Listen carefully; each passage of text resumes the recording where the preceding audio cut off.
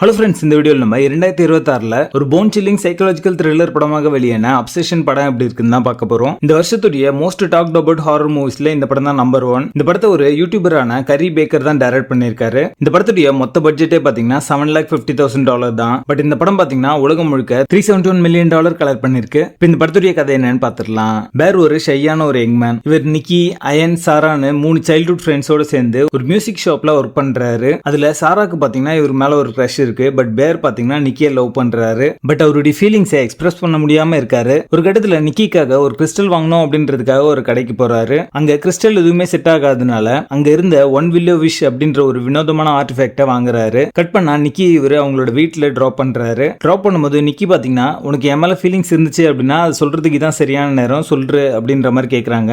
அப்பவும் பேர் பாத்தீங்கன்னா அவங்க கிட்ட ஸ்ட்ரெயிட் ஃபார்வர்டா தன்னுடைய ஃபீலிங்ஸ் சொல்லாம உன்னை நான் ஒரு நல்ல ஃப்ரெண்டா தான் பாக்குறேன் அப்படின்ற மாதிரி சொல்லி அனுப்பிடுறாரு. அவங்களும் வீட்டுக்குள்ள போயிடுறாங்க. அதுக்கப்புறமா அடுத்த செகண்டே பாத்தீங்கன்னா கிடைச்ச வாய்ப்பை விட்டுட்டோமே அப்படின்ற ஒரு கில்ட்டுக்குள்ள போறாரு. ஃப்ரஸ்ட்ரேஷன்ல அவர் வாங்கின அந்த ஒன் வில்லோ விஷயம் எடுக்கிறாரு. அதுல பாத்தீங்கன்னா தான் நினைக்கிறத ஒரு வாட்டி விஷ் பண்ணிட்டு அதை உடைக்கணும் அப்படின்ற மாதிரி போட்டிருக்காங்க. அந்த மாதிரி பண்ணா இவங்களோட விஷ் நிறைவேறும் அப்படின்ற மாதிரி போட்டிருக்கு. சோ ஃப்ரஸ்ட்ரேஷன்ல இந்த பேர் பாத்தீங்கன்னா நிக்கி இந்த உலகத்துல இருக்கிற எந்த ஒரு விஷயத்தையும் விட தன்னை அதிகமா லவ் பண்ணும் அப்படிங்கிற மாதிரி சொல்லி அந்த ஒன் விஷ் வில்லோவை உடைக்கிறாரு. அடுத்த செகண்ட் பாத்தீங்கன்னா வீட்டுக்குள்ள போன நிக்கி திரும்ப வராங்க. இதுக்கப்புறம் நடந்த சுவாரஸ்யமான விஷயங்கள் என்ன அப்படின்றத இந்த படத்துடைய கதையே. சர்ஃபேஸ் லெவல்ல இந்த படத்தை பாத்தீங்க அப்படின்னா ஒரு சூப்பர் நேச்சுரல் ஹாரர் படம் அப்படின்ற மாதிரியான ஒரு ஃபீல் உங்களுக்கு தருனாலுமே பட் டீப் டவுன் பாத்தீங்கன்னா இந்த படத்துல ரிலேஷன்ஷிப் பத்தின நிறைய லேயர்ஸ் வச்சு சொல்லியிருக்காங்க. நீங்க ஒரு பொண்ணை லவ் பண்றீங்க, அவங்களுக்கு உங்களை பிடிக்கல அப்படின்னாலுமே அவங்களை ஸ்டாக் பண்ணி எப்படியாவது அக்செப்ட் பண்ண வச்சு மேரேஜும் பண்றீங்க அப்படின்னா உங்களோட முடிவு எப்படி இருக்கும் அப்படின்றத இந்த படத்துடைய எண்ட்ல பாருங்க. அவங்க எப்படி ஹீரோ ட்ரீட் பண்ணுவாங்களோ அதே மாதிரி நிலைமை தான் அவங்களுக்கும். ஸோ இந்த படத்து மூலமா ஒரு ஸ்டாக் பண்ணி ஒரு கேர்ள்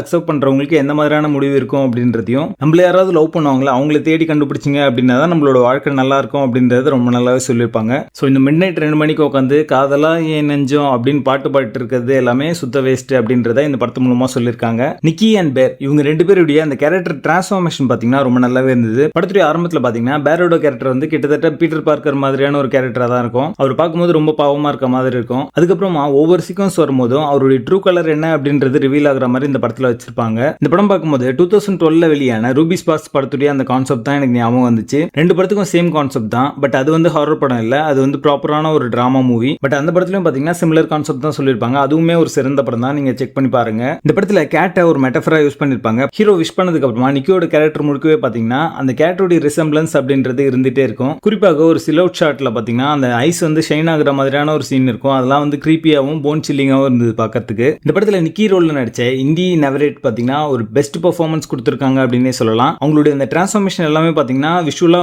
போர்ட்ரே பண்றது ரொம்ப கஷ்டம். அது ரொம்ப நல்லாவே புல் ஆஃப் பண்ணிருக்காங்க அப்படின்னே சொல்லலாம். நிக்கி அப்படிங்கிற கேரக்டர் பாத்தீங்கன்னா படத்துடைய ஆரம்பத்துல ஒரு ஃபீல் குட் கேரக்டரா இருக்கும். அது எப்படி ஒரு அப்சசிவ் மேட்னஸ் குள்ள போகுது அப்படின்றத ரொம்ப நல்லாவே சொல்லிருப்பாங்க. இவங்களோட நடிப்புல பாத்தீங்கன்னா வல்னரபிலிட்டி, அஃபெக்ஷன், ஒரு டெரிஃபையிங் இன்ஸ்டெபிலிட்டி எல்லாத்தையும் பாத்தீங்கன்னா ரொம்ப நல்லாவே போர்ட்ரே பண்ணிருப்பாங்க. இந்த படத்துடைய அந்த சைக்காலஜிக்கல் கான்செப்ட் பாத்தீங்கன்னா ஒரு யூனிக்கான கான்செப்ட் அப்படின்னே சொல்லலாம். நீங்க என்ன விஷ் பண்றீங்க அப்படின்றத கேர்ஃபுல்லா விஷ் பண்ணணும் அப்படின்றத பிரிமிஸா வச்சு இந்த படத்தை எடுத்திருக்காங்க. அது மூலமா toxic love, control, unhealthy relationship எல்லாத்தையும் ரொம்ப நல்லாவே எக்ஸ்ப்ளோர் பண்ணி சொல்லிருப்பாங்க. இந்த படம் டாக்ஸிக் ரிலேஷன்ஷிப்ல இருக்கிற எல்லாருக்குமே கனெக்ட் ஆகும். நீங்க கேர்ள் ஃப்ரெண்ட் பாய் ஃப்ரெண்டா இருக்கலாம், ஹஸ்பண்ட் அண்ட் ஒய்ஃபா இருக்கலாம், யாரா இருந்தாலுமே ஒரு டாக்ஸிக் ரிலேஷன்ஷிப்ல இருக்கீங்க அப்படின்னா கண்டிப்பா உங்களுக்கு இது கனெக்ட் ஆகும். இந்த படத்துக்கான அட்மாஸ்பியர், டென்ஷன் பில்டிங் எல்லாமே பாத்தீங்கன்னா ரொம்ப நல்லாவே பண்ணிருக்காங்க. இந்த படம் ஆரம்பிச்சு முடிகிற வரைக்கும் படத்துடைய மூவ்மெண்ட் பாத்தீங்கன்னா ஸ்லோவா தான் இருக்கும். இருந்தாலுமே ஒரு சீன் கூட உங்களுக்கு போரிங்காவோ அன்இன்ட்ரெஸ்டிங்காவோ இருக்காது. அதுதான் இந்த படத்துடைய பிளஸ் அப்படின்னே சொல்லலாம். கரி பேக்கருடைய டைரக்ஷன் அண்ட் எக்ஸிகியூஷன் இந்த படத்துக்கான ஒரு பெரிய பலமாவே அமைஞ்சிருக்கு. Horror, dark comedy, romance, social message எல்லாத்தையும் பிளெண்ட் பண்ணி ஒரு நல்ல படமா இந்த படத்துல கொடுத்திருக்காரு. இந்த படத்துல loneliness, entertainment, obsession, fantasy versus reality மாதிரியான நிறைய விஷயங்களை ரொம்ப நல்லாவே